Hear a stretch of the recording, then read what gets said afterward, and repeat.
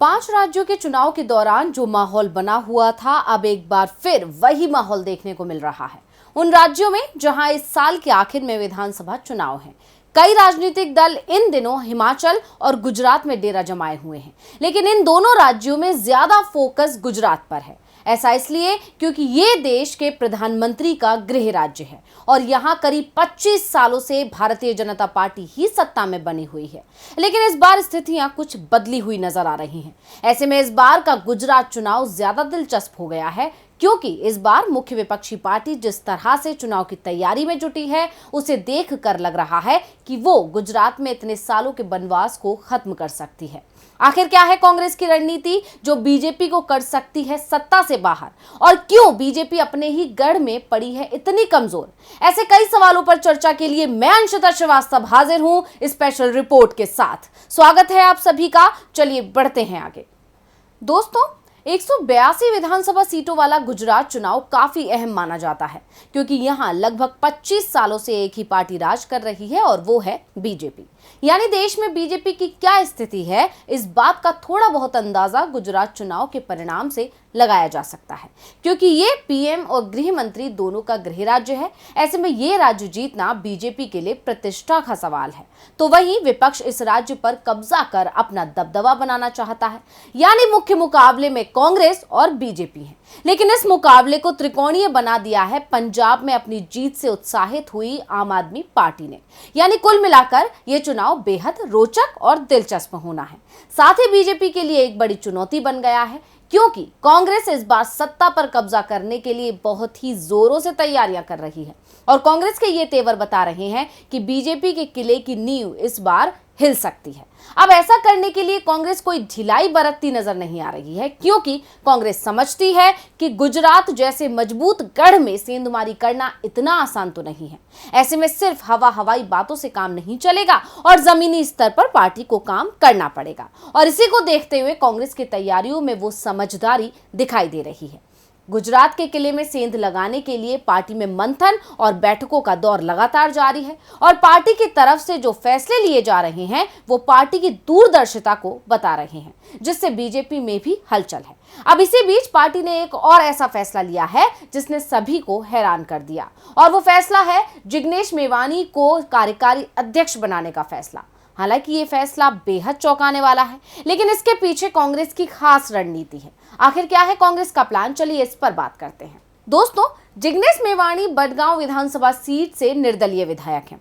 हालांकि वो लगातार कांग्रेस पार्टी का समर्थन करते रहे हैं, लेकिन उन्होंने कांग्रेस की सदस्यता नहीं ली है। पिछले साल सितंबर में कन्हैया कुमार के कांग्रेस में शामिल होते समय कहा था कि वो कांग्रेस पार्टी के साथ काम करेंगे, लेकिन आधिकारिक तौर पर पार्टी की सदस्यता नहीं ले सकते हैं। दल बदल विरोधी कानून का हवाला देते हुए मेवानी ने कहा था कि वो निर्दलीय विधायक हैं और अगर कांग्रेस की सदस्यता लेते हैं तो उनकी विधायकी खत्म हो जाएगी। यानी सीधे तौर पर कहा जाए तो जिग्नेश बाहरी हैं। ऐसे में कांग्रेस की तरफ से एक बाहरी को कार्यकारी अध्यक्ष का पद देना कई बड़े सवाल खड़े करता है कि आखिर कांग्रेस ने एक बाहरी पर इतना भरोसा क्यों जताया। क्या है कांग्रेस का प्लान? तो आपको बता दें कि ऐसा करके पार्टी उस नुकसान की भरपाई करना चाहती है जो हार्दिक के जाने से कांग्रेस को हुई है। यानी ये डैमेज कंट्रोल की कोशिश है। बता दें कि पिछले दिनों हार्दिक पटेल ने पार्टी का साथ छोड़ बीजेपी का दामन थाम लिया था। हार्दिक कांग्रेस के कार्यकारी अध्यक्ष ही थे। ऐसे में हार्दिक पटेल के इस कदम को कांग्रेस के लिए करारा झटका माना जा रहा था, क्योंकि 2017 के चुनावों में कांग्रेस के शानदार प्रदर्शन में हार्दिक पटेल की बड़ी भूमिका थी। बता दें कि 2017 में बीजेपी के खाते में 99 और कांग्रेस के खाते में 77 विधानसभा सीटें आई थी, जो बीजेपी के लिए झटका थी, तो वही कांग्रेस के लिए एक बड़ा संकेत कि अब गुजरात की जनता का बीजेपी से मोह भंग हो रहा है। ऐसा इसलिए भी कहा जा सकता है क्योंकि 2012 के मुकाबले बीजेपी की सीटों में गिरावट दर्ज हुई थी, तो वही कांग्रेस की सीटें बढ़ी थी। कांग्रेस को 2017 चुनाव में भले ही जीत नहीं मिली, लेकिन एक उम्मीद जरूर मिल गई और अब पार्टी उसी उम्मीद के सहारे चुनावी रण में कूद चुकी है। और यही कारण है कि हार्दिक पटेल के जाने से कांग्रेस मायूस नहीं हुई है, बल्कि दोगुनी ताकत के साथ चुनावों की तैयारी कर रही है।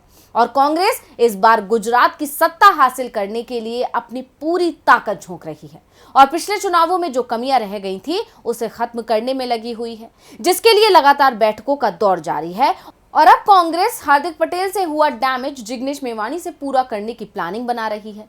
यही कारण है कि बैठक में जिग्नेश को बड़ी जिम्मेदारी सौंपी गई।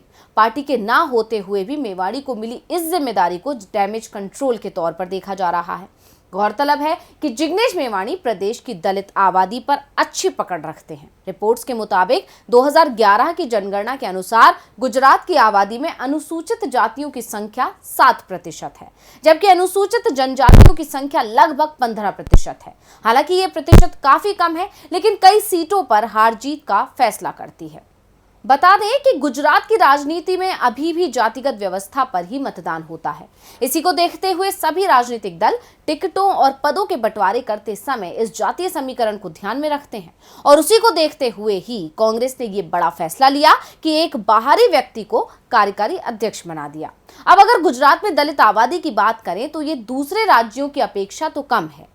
राज्य की जनसंख्या के मुताबिक ये सिर्फ 7% ही है।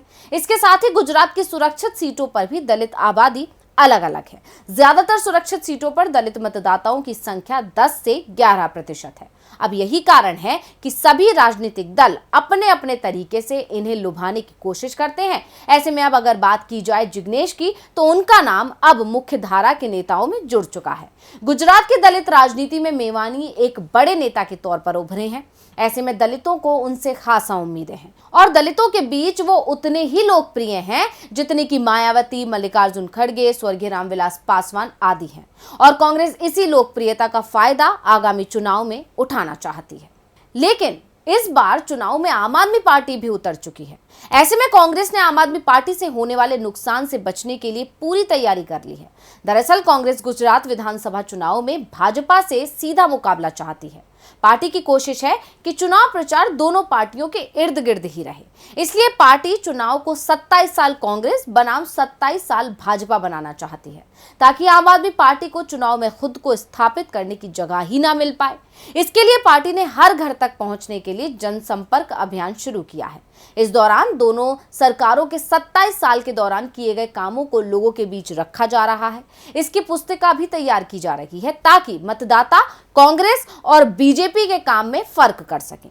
इसके अलावा आप कांग्रेस के वोट बैंक में सेंधमारी ना कर सके, इससे बचने के लिए पार्टी ने अभी से आपकी छवि बिगाड़नी शुरू कर दी है और आपको बीजेपी की बी टीम के तौर पर दर्शाना शुरू कर दिया है।